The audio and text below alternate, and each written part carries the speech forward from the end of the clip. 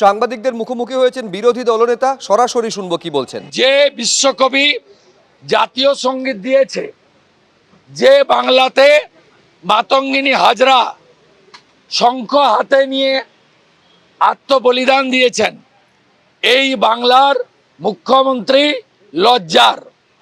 তিনি আমাকে যা বলেছেন ঠিক আছে, নতুন ইংরেজি আমি শুনলাম, humping dumping liar, humping dumping lawyer. আমার ডান পাশ বাম পাশে হেডমাস্টার আছেন দীপক বর্মন, এটা কৃতি স্কুলের। আমি জিজ্ঞেস করেছিলাম মাস্টারমশাই এই ইংরেজির মানে কি, তিনি বললেন অপারক। এই প্রথম শুনলাম। এই মুখ্যমন্ত্রী মহিলা বিধায়কে অগ্নিমিত্রা পালকে, তার পরিবার, তার ব্যক্তিগত জীবন নিয়ে আক্রমণ করেছেন। অত্যন্ত কুরুচিকর, নিম্নরুচির। আমরা অনেকবারই বলেছি যে কালীঘাটের নালার নর্দমার পাশে থেকে থেকে এনার আচার আচরণ, মুখের ভাষা নর্দমার মতোই হয়েছে। আমরা উঠে দাঁড়িয়ে ছি মমতা, ছি মমতা, ছি মমতা উনার সামনে করেছি।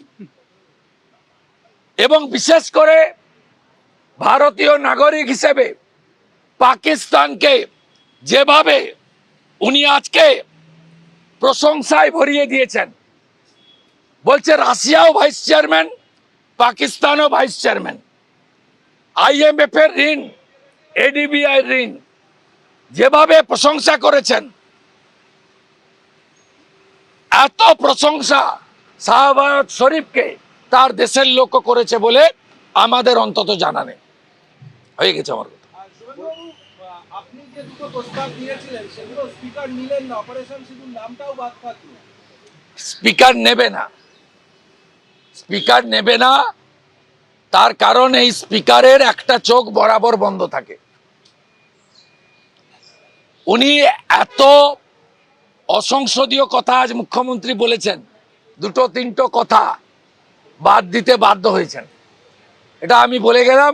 এই স্পিকারের চাকরি থাকে কিনা জানি না, 8 মাস বাকি আছে, 8 মাস বাকি আছে নতুন নির্বাচনের, চাকরি থাকবে কিনা জানি না।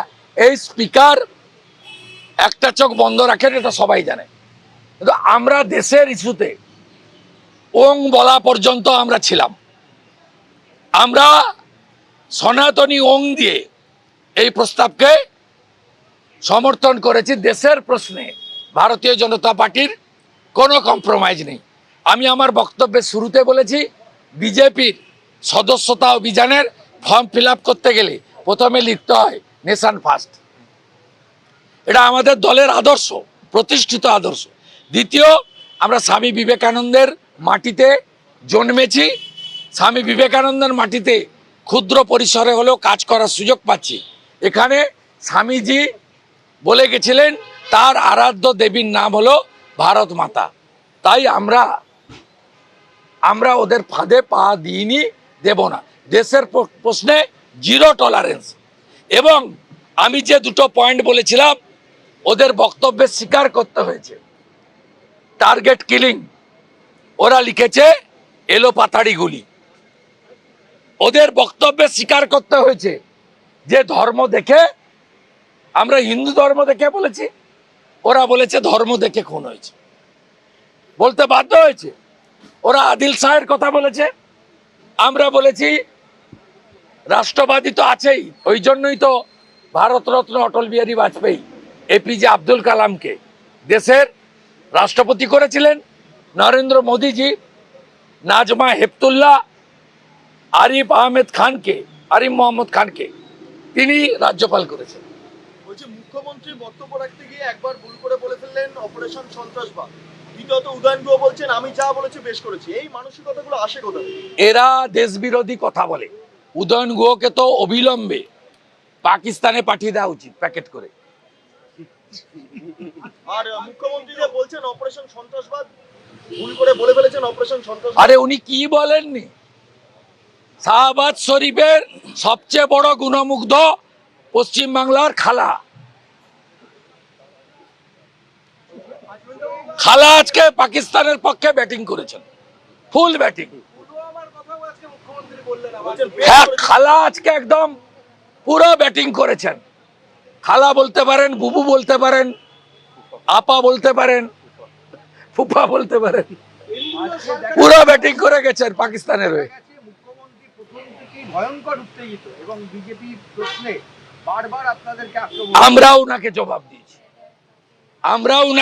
দিয়েছি, আমরা উনাকে 1 ইঞ্চি জায়গা দিইনি। মোদিজিকে ছোট করবেন, অমিত শাহজিকে পার্সোনাল অ্যাটাক করবেন। উনি নজরুল মঞ্চে গান গেয়ে দিয়েছেন, আমার যাওয়ার সময় হলো, দাও বিদায়।